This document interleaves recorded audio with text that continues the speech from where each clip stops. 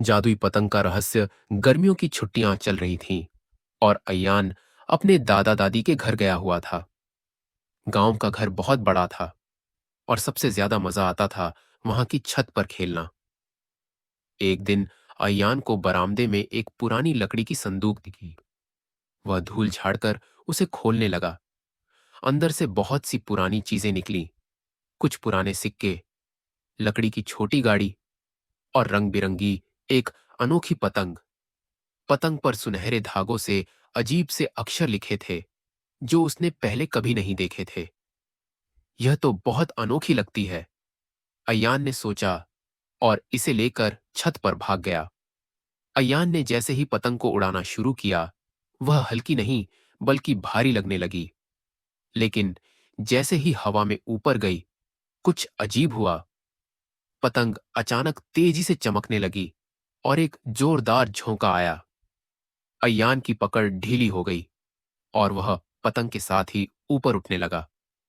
कुछ ही पलों में उसने खुद को एक अजीब और चमकती दुनिया में पाया। यह कोई साधारण जगह नहीं थी। यहाँ के पेड़ सुनहरे थे, आसमान में नीले हरे रंग के पक्षी उड़ रहे थे और जमीन पर चमकती हुई नदियां बह रही थीं। मैं कहाँ आ गया? अयान ने हैरानी से कहा। अयान को वहां कुछ छोटे छोटे जीव मिले जो तितलियों की तरह चमकते थे। वे बोल सकते थे। उनमें से एक, जिसका नाम टिम टिम था, बोला, तुम वही हो ना जिसे पतंग ने चुना है? चुना है? क्या मतलब? अयान ने पूछा। टिम ने बताया कि यह जादुई पतंग इस दुनिया की रक्षा के लिए थी, लेकिन एक दुष्ट जादूगर जोराक इसे चुराना चाहता था। जोराक को इस पतंग की शक्ति चाहिए थी ताकि वह पूरे जादुई संसार को अपने काले जादू से ढक सके। लेकिन मैं क्या कर सकता हूं? अयान ने कहा। केवल वह जिसने इस पतंग को उड़ाया है इसे नियंत्रित कर सकता है, टिम ने कहा। अब तुम्हें जोराक को रोकना होगा। अचानक आसमान में एक काला बादल घिर आया और जमीन पर एक लंबी काली छाया उभरने लगी। यह जोराक था। वह एक लंबा, काले लबादे वाला डरावना जादूगर था। उसकी लाल आंखें चमक रही थीं। दे दो मुझे वह पतंग, जोराक गरजा। अयान ने डर को पीछे छोड़कर पतंग को कसकर पकड़ लिया। अचानक पतंग फिर से चमकने लगी और उसके धागे सुनहरे हो गए।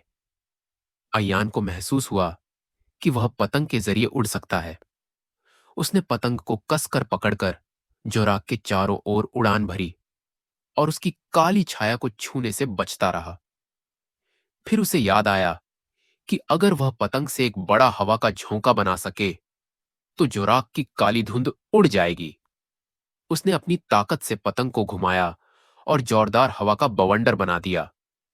जोराक चिल्लाया, नहीं, और उसकी काली छाया हवा में उड़ गई। तुमने हमें बचा लिया अयान! टिम और बाकी जीव खुशी से चिल्लाए। पतंग अब चमकने लगी और धीरे धीरे अयान फिर से ऊपर उड़ने लगा। कुछ ही पलों में उसने खुद को अपने गांव की छत पर खड़ा पाया। क्या यह सपना था?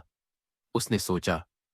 लेकिन फिर उसने देखा कि पतंग अब भी उसके हाथ में थी, मगर अब उस पर कुछ नया लिखा था। सच्चे दिल वाले के लिए यह दुनिया हमेशा खुली है। अयान मुस्कुराया। वह जानता था कि उसकी यह यात्रा असली थी और अगर कभी जरूरत पड़ी तो वह फिर से उस जादुई दुनिया में वापस जा सकता था।